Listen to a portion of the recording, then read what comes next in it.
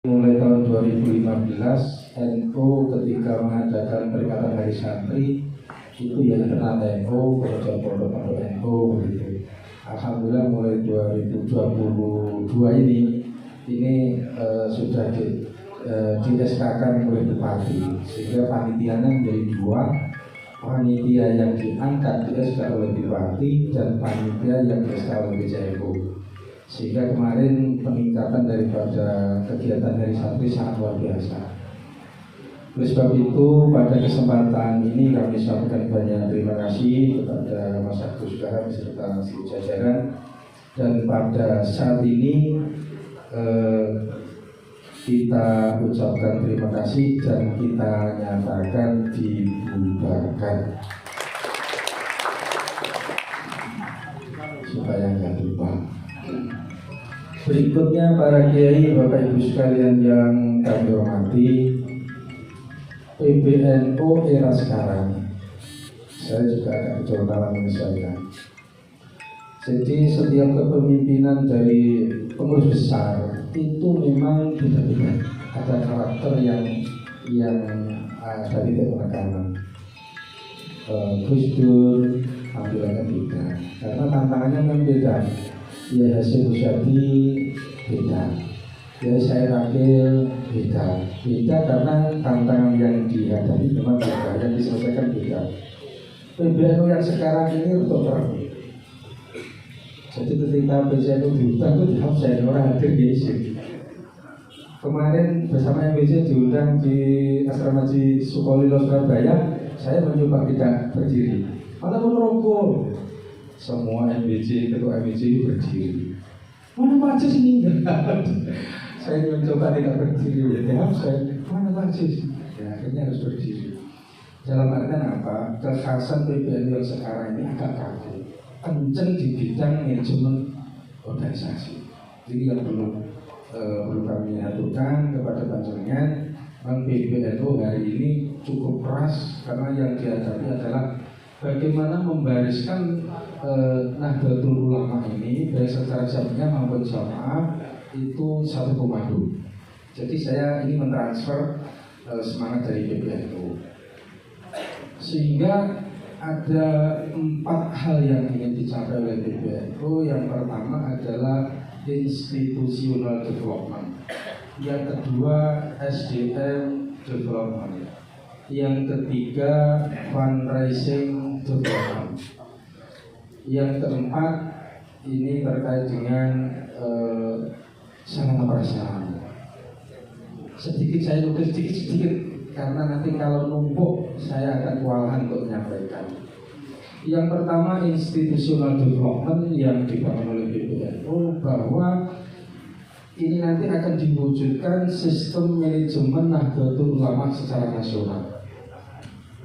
Jadi tidak boleh PBNU bilang A, kemudian PB bilang B, PC bilang C, MBC bilang D, Rating bilang E.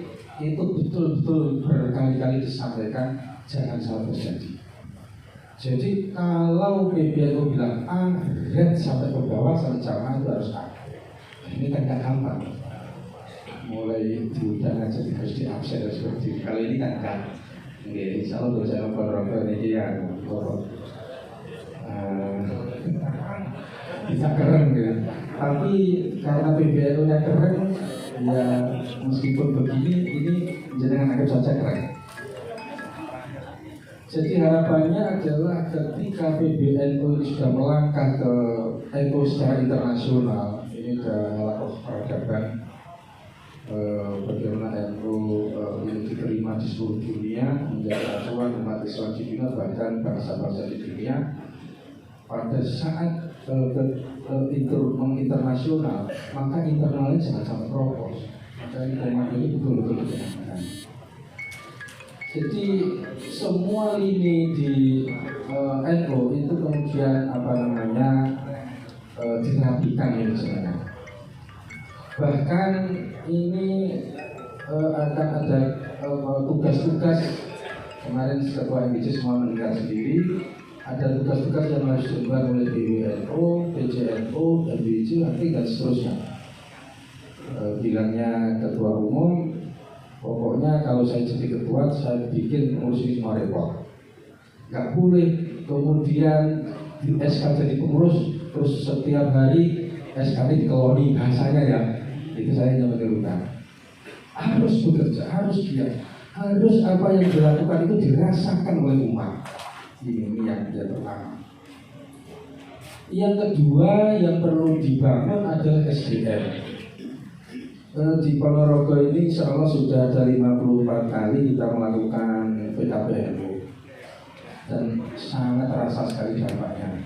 Kalau tidak ada PKPNU mungkin ini saya semangat dari pengurus ini tidak sesemangat ini. Ini di Muratero beberapa waktu yang lalu ini dimulai lagi. Alhamdulillah. Ini nanti PCNU itu wajib menyelenggarakan PCNU tipe A itu wajib menyelenggarakan MKNU minimal setahun 2 hari. MWC dan ranting wajib menyelenggarakan PD PKPNU.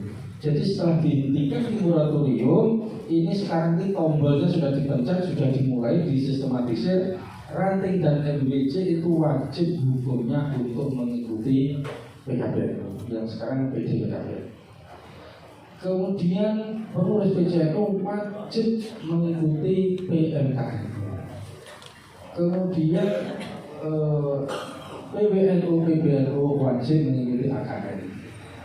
Sebenarnya hari ini semua ketua dan sekretaris PCNU se-Jawa Timur wajib mengikuti PMKNU, tapi ngapunten nggak mungkin pas ada acara ini kemudian kami dan sekretaris meninggalkan. Makanya pembangunan SDM melalui pengkaderan ini nanti sangat masif dan diawasi. Sampai ada cabang MWC ranting yang kemudian tidak melaksanakan instruksi PBNU, itu ketua MWC kemarin waktu di Surabaya mendengarkan semua.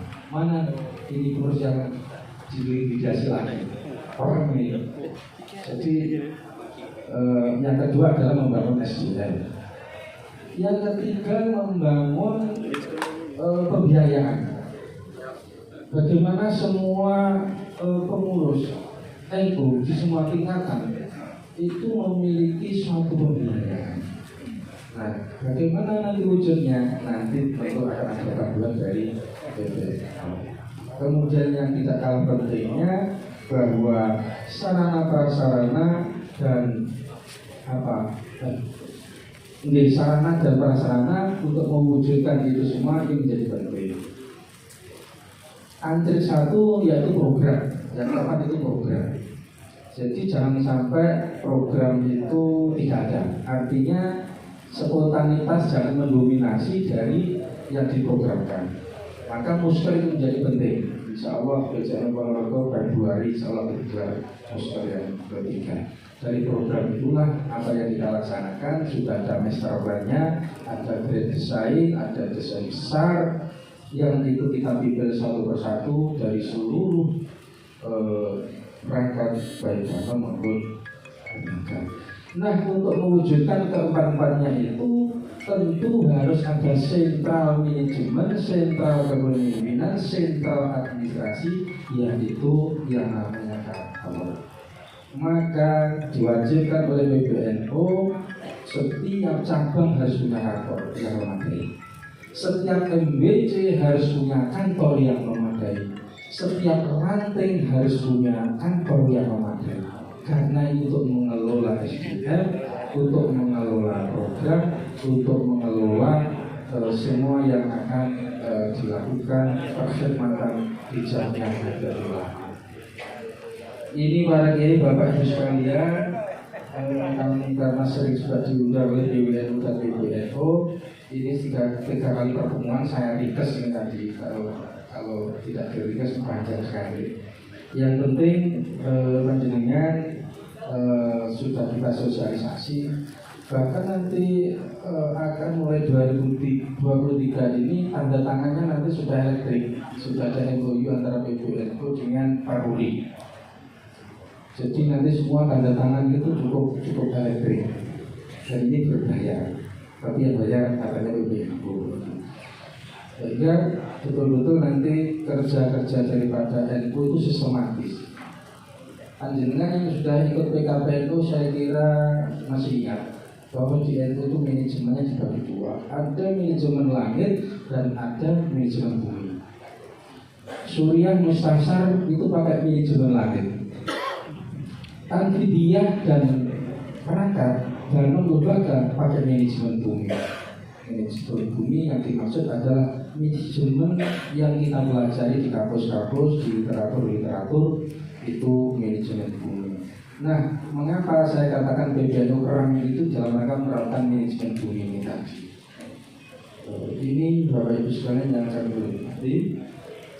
Selanjutnya yang kedua yang perlu kami laporkan kepada Mbak Hafiz, kepada Pak Bupati dan Bapak Ibu sekalian, bahwa di PCNU Ponorogo ini progresnya terus membaik. Lasistu kita bongkar pasang karena berkali-kali tidak progresnya kurang bagus. Alhamdulillah sekarang ini sudah mulai kelihatan, sudah mulai menemukan orang. Jadi pokoknya tanpa ini namun derek dawe kiai dawe nopo. Nah itu kita sistematisir pakai manajemen. Ini Pak Cis siap. Ini rapat dari Cangsino tentang tanbidiyah. Jadi di lapangannya tanbidiyah sing jauh niku Mbah Hafiz pasti sudah jagoan kita sih dengan Mustasar. Sehingga tanbidiyah akan terlaksana. Yang pertama ini rumah sakit muslimah yang dulu itu manajemennya sama sekali tidak nyambung dengan ide organisasi NU Fatayat karena ada yayasan sendiri. Alhamdulillah akhir 2021 itu sudah sebenarnya sudah berproses sejak 2014, akan tetapi final 2021 akhir ini insya Allah secara struktural ini sudah nyambung dengan NU dan Muslimat cabang Ponorogo. Alhamdulillah. Karena dengan nyambungnya manajemen itu tentu NU dan Muslimat bisa memiliki intervensi, bahkan kewajiban, bukan intervensi, kewajiban untuk membimbing rumah sakit Muslimat. Insya Allah dengan persambungan manajemen itu nanti akan ada layanan-layanan yang lebih baik dibanding dengan sebelum-sebelumnya. Yang kedua, akhir tahun 2022 ini alhamdulillah Insuri Ponorogo ini juga diserahkan ke PCNU, dan memang Insuri ini yang mendirikan sejarahnya ternyata PCNU. Insya Allah dalam 2 tahun mudah-mudahan mohon restunya ini nanti sudah menjadi Universitas Nahdlatul Ulama atau ini mohon restunya sehingga kita terus progres kita harus semakin baik. Kemudian juga Masjid NU yang kita bangun beberapa tahun yang lalu. Ini ada DMI World se-Jawa Timur. Alhamdulillah dari seluruh masjid di Jawa Timur, utamanya kita yang membidangi pengembangan bersih dan pengembangan ekonomi, Masjid NU Ponorogo baru saja menerima juara 2 se-Jawa Timur. Artinya apa? Ini perlu kami sampaikan supaya progres ini menjadi produk marme. Dan masih banyak lagi yang akan kita lakukan. Dan Februari nanti kita insya Allah untuk membangun program yang para kiai, bapak ibu sekalian, ini saya kira yang penting yang perlu kami aturkan, yang perlu kami laporkan, dan terkait dengan donasi dari pengurus santri, pengurus MPC dan jamaah NU donatur untuk pembangunan kantor kita sudah disampaikan oleh Ketua Panitia Pak Haji Thohir. Mudah-mudahan donasi panjenengan, jariah panjenengan itu diterima oleh Allah Subhanahu wa Ta'ala. Amin, amin, amin ya rabbal alamin. Terakhir ini tadi judulnya silaturahmi Bapak Bupati kalian keluarga besar Nahdlatul Ulama. Alhamdulillah saking menika menika ingkang sampun kula aturaken Pak Bupati bahwa konsep atau moto dari Barois ini luar biasa. Hanya RKT, ternyata rukun kompak transparan ini membuahkan progres yang luar biasa.